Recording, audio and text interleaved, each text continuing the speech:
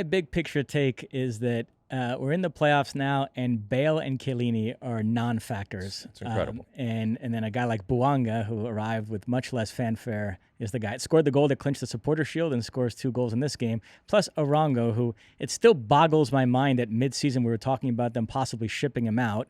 He's been one of the best signings in recent MLS history. He's one of the best players in the league. I don't know why people have such a hard time accepting that, but he is, and he's the hero here. And so LAFC moving forward, we'll see.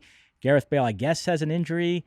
Well, does he? I mean, we were watching our broadcast from Auckland, and there was this question, and I was scrolling through Twitter and trying to find out, and there's some real mystery, I guess, around why he is not being involved in this at all. By the way, not even on the bench. Right. He came on the game after, and he was kind of all smiles as he celebrated with his teammates. But man, oh man. Although the longer they stay alive, there is a chance for him to have a moment and to change this whole narrative around. He scored game-winning goals in Champions League finals. Watch him pop up and score a great goal to win MLS Cup, and then all of a sudden we'd be praising him again. But we'll see what happens. I mean, this is a LAFC team under Steve Cherundolo that came out of the chute flying, right? And then had that dip when they started making a lot of changes. And I think they're back to an understanding of who they are, but that it's coming without Chiellini and Bale. That is an interesting subplot going on. And I don't think either of them are problems or cancers.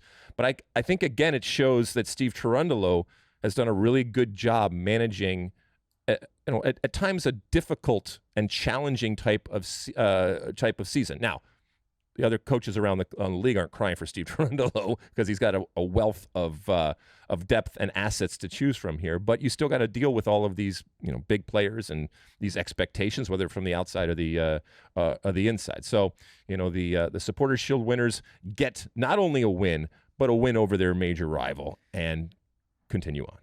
You like that clip? Well, my State of the Union podcast drops every week. Subscribe now on Apple Podcasts, Spotify, or wherever you get your podcasts.